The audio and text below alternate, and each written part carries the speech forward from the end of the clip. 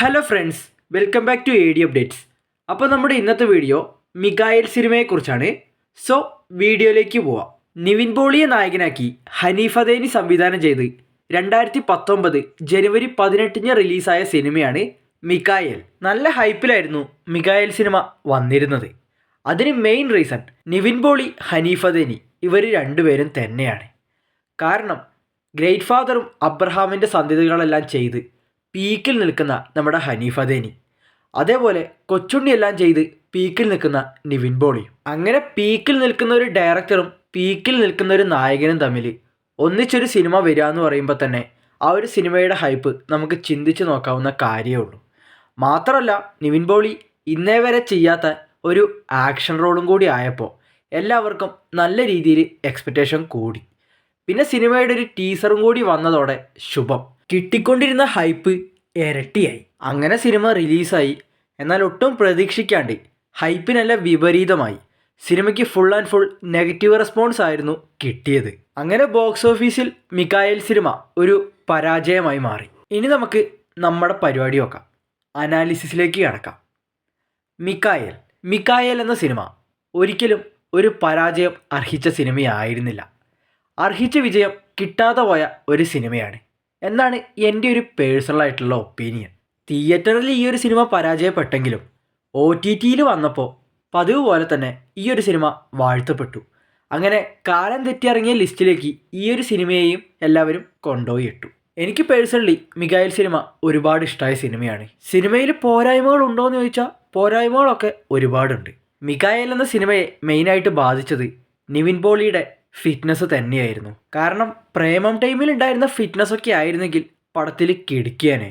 ഇതിൽ നിവിൻ പോളിക്ക് ഒരുപാട് തടി കൂടുതലാണ്.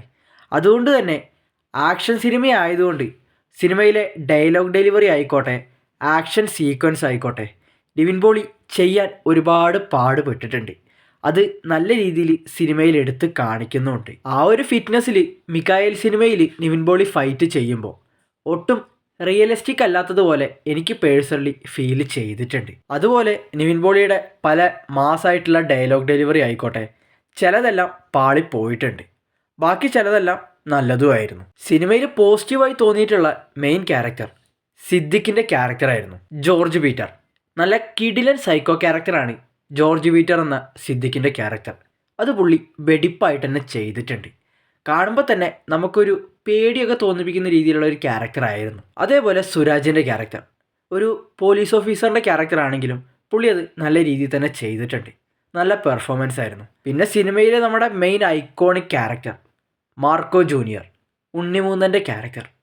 വില്ലൻ എന്നൊക്കെ പറഞ്ഞു കഴിഞ്ഞാൽ ആ ലെവലിൽ പീക്ക് വില്ലൻ. വാ തുറന്നു കഴിഞ്ഞാൽ തീട്ടവർത്താനം മാത്രമേ ഉള്ളൂ.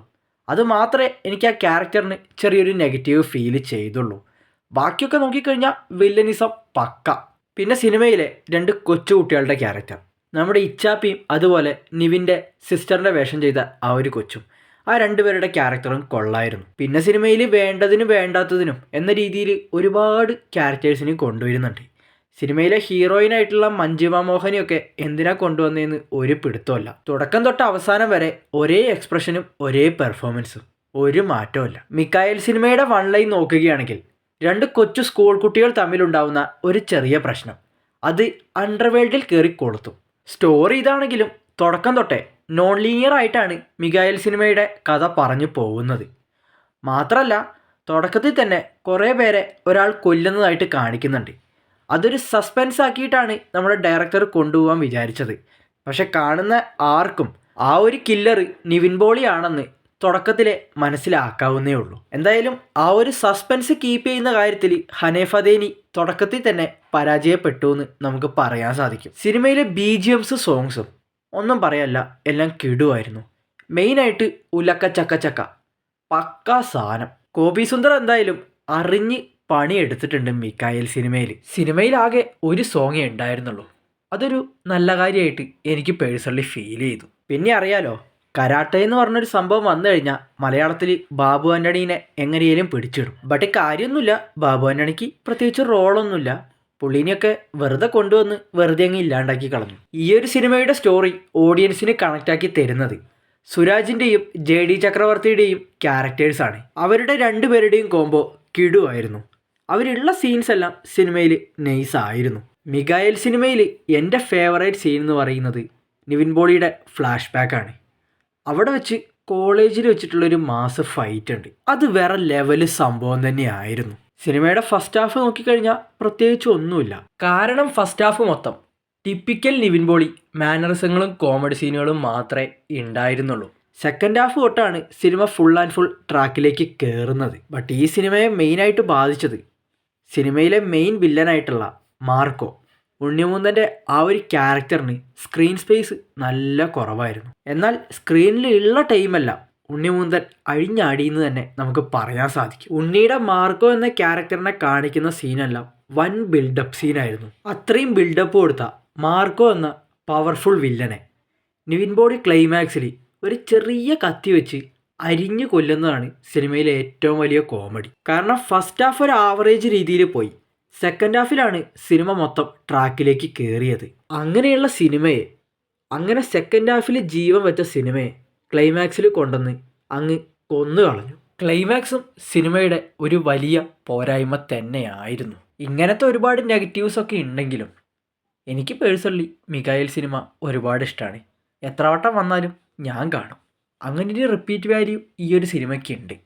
പിന്നെ ഇത്രയൊക്കെ നെഗറ്റീവ്സ് ഉണ്ടെങ്കിലും ഒരിക്കലും ഈ ഒരു സിനിമ പരാജയപ്പെടേണ്ട സിനിമയൊന്നും ആയിരുന്നില്ല. അതാണ് ഞാൻ പറഞ്ഞ കാലം തെറ്റി ഇറങ്ങിയ സിനിമ. അപ്പോൾ ഇതൊക്കെയാണ് എനിക്ക് പേഴ്സണലി മികായൽ സിനിമയെക്കുറിച്ച് പറയാനുള്ളത്. മികായൽ സിനിമയെക്കുറിച്ചിട്ടുള്ള നിങ്ങളുടെ അഭിപ്രായം കമൻറ്റിൽ പറയുക. വീഡിയോ ലൈക്ക് ചെയ്യുക, ചാനൽ എല്ലാവരും സബ്സ്ക്രൈബ് ചെയ്ത് സപ്പോർട്ട് ചെയ്യുക. So see you the next video guys. By.